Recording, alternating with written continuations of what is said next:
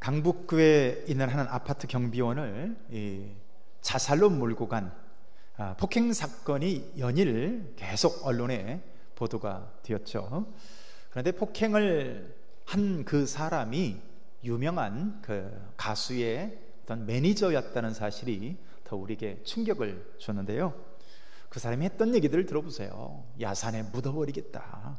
내가 사람 풀면 너 같은 건 쥐도 새도 모르게 땅속에 묻어버릴 수 있다. 여러분, 이런 식의 지속된 어떤 폭행과 공갈과 협박 등등, 이런 것에 결국 경비원이었던 최모 씨가 자살로서 극단적인 선택을 통해서 결국 세상을 떠나고 말았습니다. 그런데 최근에 이와 관련해서 임계장 이야기라고 하는 책을 쓴 조정진 씨의 인터뷰가요, 기사에 실렸습니다. 자, 이분도 아파트 경비 일을 하시는 분이에요. 본래 아주 유명한 공기업 출신이었습니다. 그런데 그가 아파트 경비 일을 시작한 이상 과거에 했던 그런 어떤 공기업이라든가 이런 경력들은 하등에 쓸모없는 그런 경력이 되고 말더라는 거예요. 이런 얘기를 들었다고 그래요. 어이 경비, 너 이 XX 주민들 피 같은 돈 들어가는 공동 수돗물을 그렇게 함부로 펑펑 써 당장 잘라버려야 될 놈이네. 그 수돗물 값은 내가 네 월급에서 까게 해주마. 너 오늘 아주 제대로 걸렸어. 이게 이분이 음식물 쓰레기통을 이 수돗물로 씻고 있다가 들은 소리였어요. 이렇게 호통친 사람이 누구냐면 아파트 주민 김갑두라고 하는데요, 이름이 아닙니다. 이름이 김갑두가 아니라 왜 김갑두냐면 갑질두목이라고 해서 별명이 김갑두라고 불리는데, 이 사람 등살에 경비원이 여러 명 그만두었다고 합니다. 40대 중반인 이 김갑두가요, 그날도 조 씨를 1시간 이상 세워놓고 호통을 치고 훈계를 했다고 합니다. 그 뒤에도 마주칠 때마다 지속적으로 끈질기게 참 괴롭혔다고 합니다. 자, 인터뷰 당사자인 이 조정진 씨는요, 이 최모 씨, 아파트 경비원이었던 최모 씨가 그렇게 목숨을 끊었다는 그 언론 뉴스를 보고, 특별히 그 삐뚤삐뚤한 글씨, 여러분 TV로 보셨죠? 그 삐뚤삐뚤한 글씨를 보면서 억장이 무너지는 것 같아서 남의 일 같지가 않아서 자기도 정말 펑펑 목 놓아서 엉엉 울었다고 합니다. 자, 이분이 임계장 이야기라고 하는 책을 썼다고 그랬죠. 근데 임계장이 무슨 뜻이냐, 임시계약직 노인장, 그거를 임계장이라고 그 세계에서, 그 바닥에서 부른다고 합니다. 그런데 이분이 38년이나 흔히 말하는 시내 직장이라고 말하는 공기업에서 그렇게 직장 생활을 했는데요, 그러나 그분 말에 의하면 그 경력은 퇴직하는 순간 마치 녹슨 훈장에 지나지 않는 것 같은 아무 하등에 쓸데없는 그런 것이 되어버리고 말더라는 거예요. 그리고 4년 동안 4번이나 해직됐대요. 그리고 현재 5번째 일터에서 이렇게 일을 하고 있는데, 그래도 그런 얘기, 아까 김갑두라는 사람한테 듣는 그런 얘기를 듣고 있으면서도 그래도 지금 있는 일터가 가장 나은 편에 속했다고 그래요. 그래서 이 기자가 물었습니다. 당신은 노후 준비를 안 했냐? 왜 이러고 사냐? 라고 말했더니, 여러분, 나름대로 성실하게 노후 준비를 했었다고 합니다. 그런데 인생이 늘 그렇듯이 예상치 못한 변수가 자신의 인생에 찾아오는 거예요. 그래서 이게 자녀 문제 때문이었는데, 자녀 문제로 인해 가지고 그동안 준비해온 이 노후 자금이 그대로 자녀들 뒷바라지 않은 곳에 다 들어가 버리고 말았어요. 부동산도 조금 있었는데 소유하고 있었던 이 부동산도 이 금융권 정책이 바뀌면서 절반 이상으로 쪼그라들어 버리고요. 더군다나 퇴직하고 나니까 은행에서 어떤 통보를 받았냐면, 당신은 더 이상 신용이 없으니까 더 이상 대출을 할 수 없으니까 당장 돈을 갚으라고 하는, 자, 이런 통보를 받게 되었다는 거죠. 자, 이분이 경비원으로서 일을 하는데요, 하는 일이 100가지가 넘는다고 합니다. 이 경비원 리스트에 있는 것에 한 10배 정도 된다고 하는데, 대충 이런 일들을 한다고 해요. 재활용 분리수거, 택배 관리, 주차 관리, 음식 쓰레기 처리, 공용구역 청소, 화단의 물주기, 조경수 가지치기, 잡초 뽑기, 민원 처리 등등 이런 잡일들만 100가지 정도 된다고 해요. 자, 일하다가 아프다고 하니까요, 일하다가 아프다고 하니까 무조건 노한이래요. 방한복이 필요하다 하니까 노인도 추위를 타나요? 이런 식으로 얘기하고, 방진 마스크를 요청하니까 그러더랍니다. 노인네가 살면 얼마나 살겠다고 그러냐고 혀를 끌끌 차더라는 거예요. 자, 이분에게 동료 경비원들에게 하고 싶은 말이 없냐라고 물었더니, 약자가 흘리는 눈물 한 방울까지 하나님이 다 보고 계시니까 제발 우리가 아무리 고통스러워도 목숨만은 끊지 말자고 하는 말로 기사 인터뷰를 마무리한 걸 보고 제가요, 참 가슴이 먹먹했고 참 남의 얘기 같지 않다는 생각이 들었습니다. 사랑하는 성도 여러분, 우리가 최선을 다해서 인생을 우리가 살아갔지만 바로 그 조정진 씨 말과 같이요, 우리가 살아가는 인생에 얼마나 예상치 못한 변수들이 우리들에게 찾아옵니까? 때로는 정말 우리들의 미래가요, 칠흑 같은 절망처럼 느껴질 때가 있습니다. 사방으로 우겨쌈을 당한 것 같고요, 정말 죽음 같은 이 절망에 휩싸일 때가 때때로 우리 인생 가운데 찾아오기도 하는 것이죠. 여러분들은 어떻습니까? 코로나19로 인해서 오늘날 지금 얼마나 많은 사람들이 절망 가운데 있는지 몰라요. 코로나19로 인해서 미국의 실업자 인구가 3,900만 명이 되었다고 합니다. 생각해 보세요. 3, 4개월 동안 이 코로나19로 인해서 직장을 잃은 사람들이 3,900만이면 우리나라에 일하는 사람의 거의 절대 다수가 다 실업된 것과 똑같은 거예요. 우리나라도요, 체감 실업률이라는 게 있습니다. 체감 실업률, 그러니까 피부로 느끼는, 그러니까 실제 통계가 아니라 체감 실업률. 자, 이게요 13개월째 계속 상승하고 있다고 합니다. 청년 실업률은 OECD 국가가 평균 14%가 이렇게 줄어들었는데, 여러분, 한국은 28%가 이 바로 청년 실업률이 늘었다고 합니다. 그리고 우리 취준생이라고 하죠. 취업을 준비하는 학생들 혹은 청년들을 우리가 취준생이라고 하는데, 요즘에는 무기한으로 그냥 집에서 쉬는 이런 사람들이 청년 규모 체감 실업률, 그냥 무기한으로 집에서 쉬어버리는 이런 청년 체감 실업률 역시 지금 현재가요 역대 최대치라고 합니다.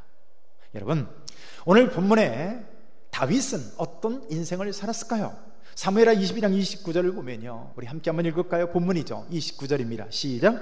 여호와여, 주는 나의 등불이시니 여호와께서 나의 어둠을 밝히시리이다. 여러분, 왜 어둠을 밝히시리다 라고 말을 할까요?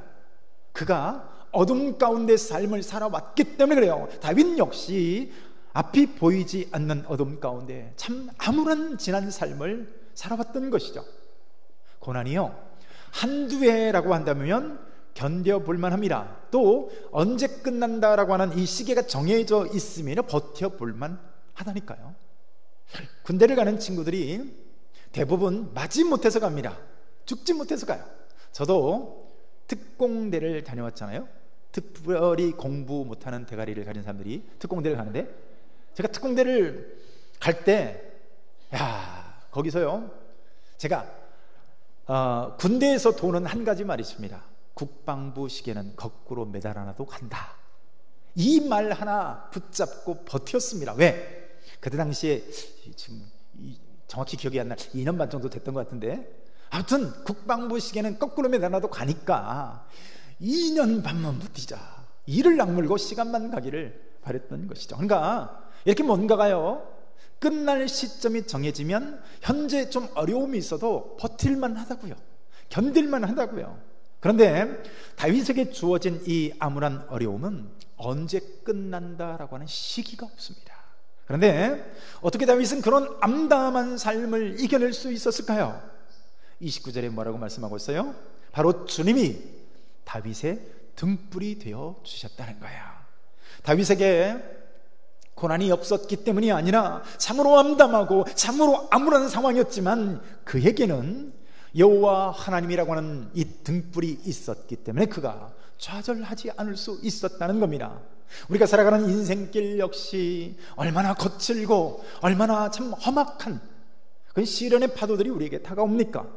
세상은 갈수록 악해져 가는 것 같고요, 정말 믿는 우리들이 정말 설 자리를 잃어버리는, 마치 의인이 터가 무너지면 어디에 설꼬라고 하는 이 말씀과 같이 정말 이 세상이 악해져서 우리 믿는 그리스도인들 설 자리가 없는 것 같은 그런 느낌을 받을 때가 참으로 한두 번이 아닙니다. 자, 이런 상황에서도 다윗은 그 암담한 상황에서 등불 되신 하나님으로 인해 실족하지 않고 이겨낼 수 있었던 줄로 믿습니다. 성경은 하나님이 빛이심을 계속 강조해요. 창세기 1장을 보세요. 창세기 1장에서 가장 먼저 하나님께서 창조한 게 뭐죠? 빛이십니다. 처음 태초에 하나님이 천지를 창조하시나 이렇게 말씀하고 나서 처음에 말씀하신 게 뭡니까? 빛이 있으라 하시매. 하나님이 빛을 가장 먼저 창조하셔요. 그리고 성경 맨 마지막 요한계시록 21장 22장을 가보면요, 하나님께서 친히 빛이 되신다라고 해요. 하나님이 친히 빛이 되신다. 그래서 성경은 빛으로 시작해서 빛으로 끝납니다. 그래서 하나님이 친히 빛이시라고 하는데요, 다윗은 시편 18편 28절에서 우리 함께 한번 읽습니다. 시작. 주께서 나의 등불을 켜시며 여호와 내 하나님이 내 흑암을 밝히시리이다. 여러분, 다윗이 쓴 시예요. 하나님이 암담한 다윗의 인생에 하나님이 친히 등불이 되어 주셔서 안내자가 되어 주시다는 거예요. 흑암을 밝혀 주시리라. 다윗이 사울의 칼을 피해서 어두운 광야를 떠돌 때가 얼마나 많았습니까? 또 어두운 동굴과 같은 곳에서 참 은신하면서 자신을 숨기고 살아있을 때가 한두 번이 아니었어요. 언제 끝날 줄 모르는 그런 일상에서, 그럼에도 불구하고 다윗이 낙심하지 않을 수 있었던 것은 바로 그 등불 되신 하나님이 친히 등불을 통해서 안내자가 되어 주셨다는 겁니다. 그래서 저와 여러분들이 잘 알고 있는 시편이 있습니다. 바로 시편 23편인데요 그 23편 4절 말씀을 보면 이렇게 되어 있죠. 내가 사망의 음침한 골짜기로 다닐지라도 해를 두려워하지 않을 것은 주께서 나와 함께 하심이라. 주의 지팡이와 막대기가 나를 안위하시나이다. 여러분, 다윗의 고백을 보세요. 그의 인생이 늘 푸른 풀과 쉴만한 물가 이런 데로만 인도되어진 게 아니에요. 여러분, 우리의 인생이 정말 푸른 초장에 눕고 쉴만한 물가만 우리 인생 가운데 쫙 펼쳐진다면 얼마나 좋겠습니까? 그러나 인디안 속담에 이런 얘기가 있다고 하잖아요. 청명한 날씨가 계속되면 사막이 된다. 맑은 날만 계속되면 사막이 된다라고 하는 격언이 있다고 합니다. 다윗의 인생에 분명히 사망의 음침함 같은 이런 인생의 시련이 있었습니다. 해로운 현실이 존재하고요, 골짜기와 같은 시련이 그의 삶에 가득했어요. 그러나 그가 두려워하지 않을 수 있었던 것은, 따라서 해봅시다. 주께서 나와 함께 하심이라. 이분이 등불 되신 하나님인 줄로 믿습니다. 이분이 우리의 어둠 가운데 있는 인생 가운데서요, 이 등불을 쫙 켜주심으로 말미암아 안내자가 되어주시는 거예요. 야곱의 경우를 한번 보십시오. 야곱이 장자의 축복을 받으려고 했습니다. 사모했어요. 근데 그래서 형을 속이고 아버지를 속였습니다. 결국 형 에서의 죽음의 칼날을 피해서 야반 도주를 해야만 했습니다. 이 다윗의, 이 야곱의 곁에 누가 있습니까? 평생 아버지 밑에서 마마보이처럼 살아왔던 사람이 바로 이 야곱이었습니다. 근데 혈혈단신으로 아버지 품에서 떠나와서 정처 없이, 그 말이 외삼촌이지 평생 한 번도 본 적 없는 외삼촌입니다. 그런데 그런 길을 떠나는 거예요. 누가 안내하는 사람도 없고요. 우리가 아는 노래 중에 이제 가면 언제 오나 하는 그런 가사처럼 정말 언제 다시 돌아올지, 가면 무슨 일을 만날지 함담이 짝이 없는 그런 인생의 길을 걷고 있습니다. 여러분, 얼마나 처량맞게 그가 그 빈들에서 참 돌베개 끌어안고 잠을 자고 있는 이 야곱의 모습을 보십시오. 얼마나 어둡습니까? 얼마나 절망적이고 얼마나 캄캄합니까? 그런데 그가 돌베개 끌어안고 잠을 잘 때 하나님이 찾아온 줄로 믿습니다. 창세기 28장 15절에서 이렇게 말씀하신 거예요. 내가 너와 함께 있어 내가 어디로 가든지 너를 지키며 너를 이끌어 이 땅으로 돌아오게 할지라 내가 내게 허락한 것을 다 이루기까지 내가 너를 떠나지 아니하리라. 아멘 합시다. 내가 너와 함께 있어요. 내가 너를 떠나지 아니하리라. 여러분, 야곱의 안내자 역할을 바로 등불 대신 하나님이 해주셨던 거죠. 내가 너를 이끌어 가겠다. 내가 너의 안내자가 되어주겠다. 내가 너의 인생의 안내자가 되어서 너를 떠나지 아니하리라. 등불이 되리라. 여러분, 오늘 다윗에게 주신 하나님의 은혜가 바로 그거였던 것이죠. 그래서 사무엘하 오늘 본문입니다. 22장 37절 말씀 같이 한번 읽습니다. 시작. 내 걸음을 넓게 하셨고 내 발이 미끄러지지 아니하게 하셨나이다. 여러분, 내 걸음을 넓게 하셨다는 말의 뜻이 뭘까요? 여러분, 시편은 이미지적 표현들이 상당히 많습니다. 시편은 시이기 때문에 굉장히 비유적인, 상징적인, 이미지적인 그림원으로 많이 표현을 하는 거예요. 여러분, 내 걸음을 넓게 하셨다는 얘기는요, 다윗이 쓴 시편 여러 곳을 보면 참 이 다윗의 대적들이 얼마나 많았든지 사방으로 우겨쌈을 당하는 것 같은 이런 대적들에게 휩싸여 애워싸인 적이 한두 번이 아니었습니다. 대적들의 틈바구니 속에서 늘 다윗이 있었다고 해도 과언이 아닐 정도였어요. 그런데 하나님이 바로 다윗을 위해 어떻게 해요? 그 거치는 돌들을 치워주신 거예요. 이 평생맨수라고 그러죠. 이 평생맨수들이 다윗 곁에 즐비했지만 하나님이 거치는 돌을 치워주십니다. 하나님이 안내자가 되어주십니다. 하나님의 그의 길에 평탄케 해주시는 그 역할을 하나님이 해주신 거예요. 하나님이 돌파구를 마련해 주시고 하나님이 그의 인생에 등불이 되어주신 줄로 믿습니다. 그가 범죄했을 때도 한번 보세요. 그가 바세바를 범하게 되었어요. 영적인 흑암에 갇히게 된 거죠. 여러분, 원수가 밖에만 있는 게 아니에요. 대적이 밖에만 있는 게 아니에요. 내 안에 있는 이 내면에 곧 나와의 싸움이 곧 대적일 때가 많죠. 그의 내적인 원수가 있었는데 바로 다윗의 불순종과 다윗의 죄였습니다. 남의 아내를 범하고도 그것도 모자라서 살인교사죄를 저지른 이 파렴치한 다윗의 모습을 보세요. 그러면서도 자기가 무슨 죄를 저지른지도 모르는 이런 상태에 있는, 다시 말해서 영적인 흑암 가운데 완전히 갇혀버린 다윗의 모습을 보십시오. 이런 흑암 가운데 있을 때도요, 하나님이 등불이 되어 주십니다. 하나님이 나단 선지자를 보내서요, 하나님이 친히 그의 흑암을 밝혀주신 줄로 믿습니다. 우리도 마찬가지예요. 우리도 본래 자기 몸이 썩어져 죽어가는 이 마치 문둥병자와 같이 우리도 역시 이 죄 가운데 진멸받아 마땅한 어둠과 흑암 가운데 둘러싸인 죄악된 그런 삶이었던 것이죠. 바로 그런 우리들의 삶에 우리 주님이 빛으로 찾아오신 줄로 믿습니다. 다윗이 이 하나님을 경험하고 이 하나님을 오늘도 찬양하고 있는 거예요. 오늘 계속되고 있는 다윗의 고백을 한번 보십시오. 우리 30절입니다. 함께 읽습니다. 시작. 내가 주를 의뢰하고 적진으로 달리며 내 하나님을 의지하고 성벽을 뛰어넘나이다. 아멘. 아멘. 하나님이 다윗에게 능력을 주시고 힘을 주시는 거예요. 다윗의 대적들이 어떤 사람들입니까? 우리 본문 앞에 있는 18절을 보면요, 나를 강한 원수와 미워하는 자에게서 건지셨으며 그들은 나보다 강했기 때문이로다. 보세요. 다윗의 대적들은 본래 다윗보다 강한 사람들이었어요. 힘세고 강한 사람들. 그런데 하나님께서 다윗에게 힘을 주시니까 적진을 내달리는 거예요. 하나님을 의지하니까 성벽을 뛰어넘은 줄로 믿습니다. 우리보다 강한 상대를 한번 만나보세요. 우리가 하다못해 이렇게 테니스를 치거나 하다못해 뭔가 탁구란을 쳐도 우리보다 아주 강한 실력을 가진 상대를 만나면 본래 우리가 가진 실력보다 상대 앞에 주눅이 들어가지고 채 반도 못 펼쳐보고 그냥 자멸해버릴 때가 얼마나 많습니까? 그런데 하나님께서 다윗에게 힘을 주시니까 성벽을 뛰어넘는 거예요.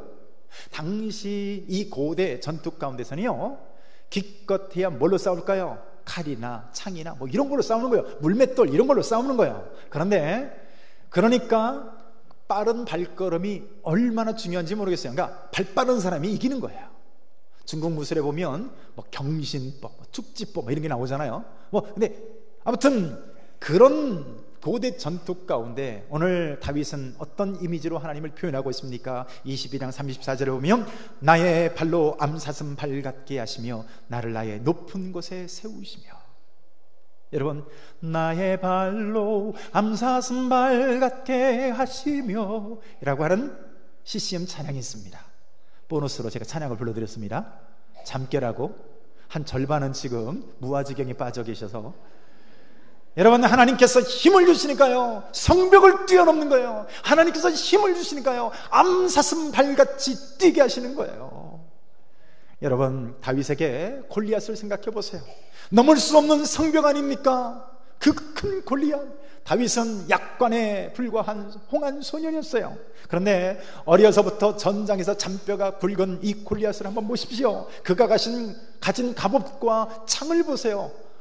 이 골리앗은 다윗 입장에서 넘을 수 없는 성벽과 같은 존재였어요. 그러나 만군의 하나님이 그에게 힘을 주시니까 오늘 다윗이 골리앗을 향해 달려나가는 줄로 믿습니다. 너는 칼과 창과 단창으로 내게 나오거니와 나는 만군의 여호와의 이름으로 내게 가노라. 할렐루야. 하나님이 내게 힘을 주시면 우리의 대적 앞에서, 우리의 고난과 우리를 애워싸고 있는 현실과 상황 앞에서 오늘 다윗처럼 내달릴 줄로 믿습니다. 설교의 황태자라고 불리는 분이 있어요. 바로 찰스 스펄전이라고 하는 목사님인데요, 그 목사님이 설교 중에 이런 말씀을 하셨어요. 다윗이 가진 무기 가운데 다윗의 대적들이 가장 두려워했던 것은 그가 기도하기 위해 꿇는 그의 무릎이었다. 수준 높은 이야기를 이해하시겠습니까? 다윗의 대적들이 가장 두려웠던 게 뭐라고요? 다윗이 무릎 꿇기 위해서 꿇은 그의 무릎이었다는 거예요. 여러분, 진짜 두려운 것은 믿음의 사람이 기도하는 겁니다. 저와 여러분들께서 가장 힘이 되는 건 뭡니까? 하나님께 기도하는 그 무릎인 줄로 믿습니다. 얼마나 옳은 말이에요. 다윗이 기도할 때마다 알 수 없는 능력이 그에게 덧입혀졌어요. 기도할 때마다 불리하던 상황이 역전되지 않았습니까? 기도할 때마다 피할 길이 그에게 열려지는 거예요. 그래서 무디 목사님도 그런 얘기를 합니다. 기도야말로 하나님의 자녀가 가지는 가장 강력한 무기다. 아멘 합시다. 기도야말로 우리 하나님의 자녀들이 가질 수 있는 가장 완벽하고 가장 강력한 무기라는 거예요. 오늘도 하나님이 기도하는 저와 여러분들에게 바로 이 힘과 능력을 주실 줄로 믿습니다. 그래서 오늘 본문에서 다윗은요, 모든 문제의 궁극적인 해결자가 누구냐? 우리 32절 같이 한번 읽습니다. 시작. 여호와 외에 누가 하나님이요 우리 하나님 외에 누가 반석이냐. 아멘. 다윗이 만난 하나님은 어떤 하나님인가요? 무력한, 무기력한 이방신과 같은 그런 거짓신들이 아니에요. 우리 하나님은 무슨 나무나 목석, 쇠붙이 같은 존재가 아닙니다. 오늘 여기 보니까 여호와 외에 누가 하나님이며 라고 말하는데, 여호와라는 말의 뜻이 뭡니까? 영어로 따지면 비와 같은, 그냥 존재하시다, 스스로 계시다, 그런 뜻이에요. 여러분, 우리 하나님 여호와는요 스스로 계시는 하나님입니다.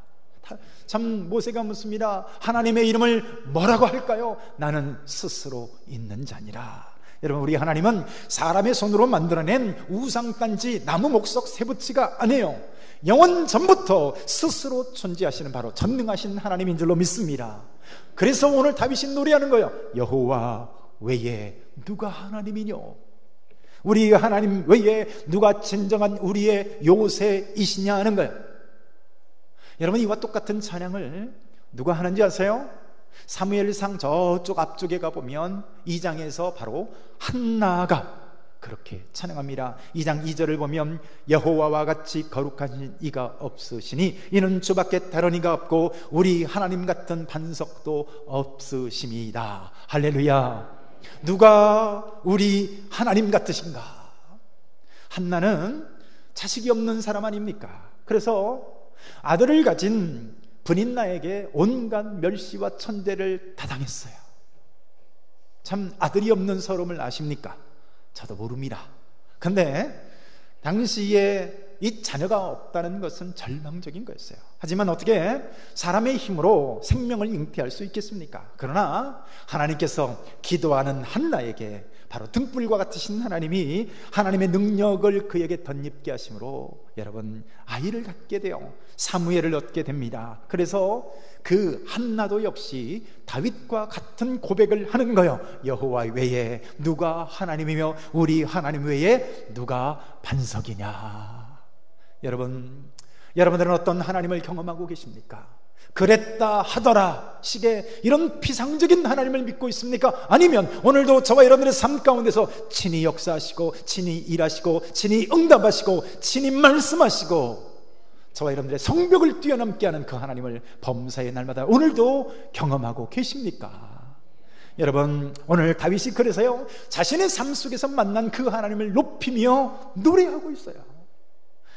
다윗은 시편 24편에서 다음과 같이 찬양을 합니다. 문들아 너희 머리를 들지어다. 영원한 문들아 들릴지어다. 영광의 왕이 들어가시로다. 영광의 왕이 누구시냐? 강하고 능한 여호와시요 전쟁에 능한 여호와이시로다. 할렐루야. 문들아 머리를 들지어다. 영광의 왕이 들어가시로다. 영광의 왕이 누구냐? 강하고 능한 여호와시요 전쟁에 능한 여호와이시다. 할렐루야. 저와 여러분들이 믿는 하나님은 어떤 하나님이에요? 죽은 하나님이 아닙니다. 나무 목석의 하나님이 아니요 피상적인 철학적인 손에 잡을 수도 없고 증거를 댈 수도 없는 그런 개념 속에나 존재하는 하나님이 아니에요. 그 하나님은 친히 말씀하십니다. 친히 역사하십니다. 친히 일하십니다. 오늘 저와 여러분들의 삶 가운데 있는 그 모든 문제를 친히 해결해 주시는 전능하신 하나님인 줄로 믿습니다. 다윗만 그럴까요? 다윗의 삶에만 하나님이 역사하실까요? 그의 삶에 역사하신 이 하나님께 영광 돌리도록 하는 다윗은 그 사명을 충실하게 감당을 합니다. 그래서 다윗 혼자 승리해서 춤추고 혼자 덩실덩실 기뻐하고 그리고 많은 그런 게 아니에요. 오늘 다윗은 어떻게 합니까? 그의 삶을 통해서 하나님이 그렇게 역사하신 하나님이 영광을 받으실 수 있도록 하는 거야. 그래서 오늘 다윗이 본문의 시를 통해서 그 하나님을 높여드리고 찬송하고 있는 겁니다. 참된 목자라고 하는 책으로 아주 유명하신 리차드 백스터라고 하는 목사님이 계십니다. 자, 이분은 목사님들에게 얼마나 많은 영향력을 끼쳤던지 목회자들의 목회자라고 하는 그런 평을 듣는 분이에요. 근데 이분이 세상을 떠나시기 직전에 사람들이 그에게 찾아와서 그가 지은 책 저서를 막 칭송합니다. 그랬더니 그가 손을 들고 이 리차드 백스터 목사님이 이렇게 얘기합니다. 나는 하나님 손에 들린 펜일 뿐이었습니다. 펜에게 무슨 칭찬을 돌립니까? 뭐라고요? 나는 하나님의 손에 들린 펜대에 불과했다는 거예요. 그런 펜에게 무슨 칭찬을 돌립니까? 정말 기가 막힌 말입니다. 여러분, 오늘 내가 나된 것은 하나님의 영광, 그 하나님이 영광을 받으시기 위해서 오늘 나에게 지혜를 주셨고 오늘 나에게 건강을 주셨고 할 수 있는 의지를 주시고 등등 이런 것들을 통해서 하나님 손에 붙들린 막대기요 지팡이요 그분의 펜대인 거예요. 그래서 오늘 다윗은 오늘 본문의 이 시를 통해서 마음껏 하나님을 찬양하고 있습니다. 우리 22장 32절 한 번만 더 읽습니다. 시작. 여호와 외에 누가 하나님이며 우리 하나님 외에 누가 반석이냐. 아멘. 이 하나님이 우리들의 하나님인 줄로 믿습니다. 31절에서 이렇게 고백하고 있어요. 하나님의 도는 완전하고 여호와의 말씀은 진실하니 그는 자기에게 피하는 모든 자에게 방패시로다. 아멘. 다윗마다의 하나님이 아니에요. 오늘도 다윗처럼 하나님을 의뢰하고 하나님께 피하는 모든 자들은 예외 없이 저와 여러분들에게 하나님이 등불이 되어주시고 힘과 능력이 되어주실 줄로 믿습니다. 말씀을 맺습니다. 저와 여러분들의 삶의 정황은 어떻습니까? 혹시 낙심과 절망의 자리는 있지 않은지요? 오늘 하나님을 의뢰하시길 축복합니다. 하나님이 저와 여러분들의 등불 되어주실 줄로 믿습니다. 오늘 낙심하고 좌절하고 있지만 하나님께 나아가는 자는 하나님께서 암사슴발같이 뛰게 하시고 막힌 문제들을 뛰어넘게 하는 은혜가 함께할 줄로 믿습니다. 한 목소리로 한번 기도합니다. 오늘도 기도할 때 여호와 외에 누가 하나님이며 우리 하나님 외에 누가 반석이니요. 오늘도 내 안에 역사하시는 하나님, 오늘도 일하시는 하나님, 오늘도 등불 띄워주신 하나님, 나의 발로 암사슴 발 같게 하시는 하나님, 이 하나님을 찬양합니다. 간증합니다. 우리 한 목소리로 한번 기도합니다. 하나님 아버지 감사합니다.